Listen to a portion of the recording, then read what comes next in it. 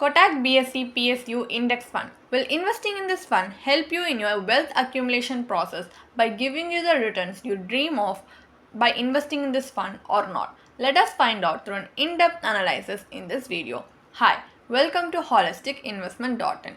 We help individual investors like you to make the right financial and investment decisions to reach your financial goals in a more faster and smarter way. So before analyzing this fund, let us first understand some few basic details about this index fund. So as an NFO, it starts on 10 July 2024 and is open until 24 July 2024. And some of its key features are that it is an open-ended fund type and it has BSE PSU TRI as its benchmark, and it also belongs to the category of equity thematic PSU.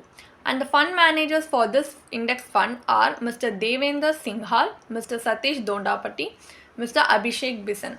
And the minimum application amount you need to start investing in this fund are 5,000 rupees, and according to the riskometer, the risk involved in this fund is very high. Now, the primary investment objective and the investment strategy it implements to achieve that objective is that the scheme seeks to provide returns that before expenses corresponds to the total returns of the securities as represented by the underlying index.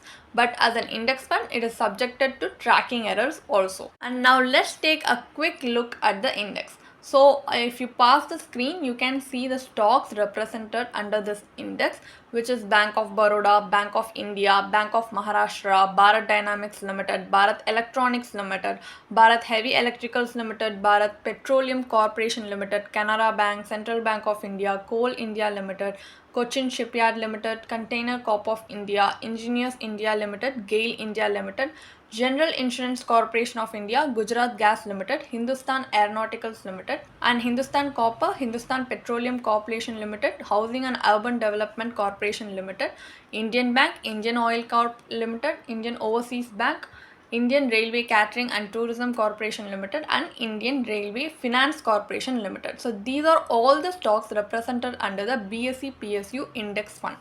So now let's move on to seeing the sectors represented under this index fund. So the sectors represented under this fund are finances, power, oil and gas, capital goods, metal products and mining, transport services, tourism, miscellaneous services, agriculture and telecom. The highest weightage is given to finance by giving a weightage of 36.41%, and telecom is given the lowest weightage, which is 0.03%. So as we have now understood a few basic details about the BSE PSU index fund, now let's move on to analyzing whether this will be a good fit for our investment portfolio or not by analyzing its pros and cons of investing in this fund. So now let's take a look at the pros of investing in the Kotak BSE PSU index fund. So as it invests in a diversified portfolio, it is likely to deliver the investor with long-term growth with minimal volatility, because the diversified portfolio helps you reduce the impact on risk in it. And also it invests across various capitalization. And if you compare it with an actively managed fund, the returns you get from an index fund like this is relatively stable with less volatility. So this might be suitable for an ultra conservative investor who's looking to add passive investments to their core equity portfolio. So this might be a suitable fit for them. And also as an index fund, it is free from fund manager bias. So as it is managed passively, it is expected to have lower expense ratio than an actively managed mutual fund schemes. So these are some of the advantages you get by investing in the Kotak BSE PSU index fund. Now let's move on to looking at the cons of investing in an index fund like this. So first of all, as this fund invests in equities, it is not suitable for a short-term investment, because if you usually choose to invest in equities, you need to understand that market is highly unpredictable in the short-term period. But in a long-term period, like if you choose to invest in the equity fund or in equities, for a long period like 7 to 10 years, then you might expect the returns to get a little bit stable, because the market cycle would have also gotten completed. But in a short term period, it will get very highly unpredictable, where it will go through a period of high returns, low returns, no returns and even negative returns, and it is very unpredictable to predict when it will go through this periods. So it's better if you choose to invest in it for a long term period instead of a short term period. So if you're choosing to invest in this fund to fulfill your short term financial goals, then this might not be a suitable fit for you. And also, as an index fund, it is not a guarantee it will perform at exactly how the index performs. It can also underperform its index due to certain factors. And also, because it is an index fund, it will only be able to match at its best to the index returns. It will not be able to deliver market beating returns, meaning it cannot beat the index, it cannot beat the index itself by its returns. So the better it can do is it can match the returns the index is giving, but it cannot beat the market itself. So that's also a con in this. And also, based on the market outlook, the fund cannot change the allocation dynamically, because as we have previously mentioned, as an index fund, it is only going to replicate the index. So based on how the market is going through right now, and we cannot play to the market's advantage. We can only do what the index is currently performing. So we cannot change the index allocation dynamically according to the market outlook. Also, as an index fund, it cannot do any analysis on the underlying stocks and check the soundness of the company in which they are going to invest, because they will only look at how the index in overall is performing.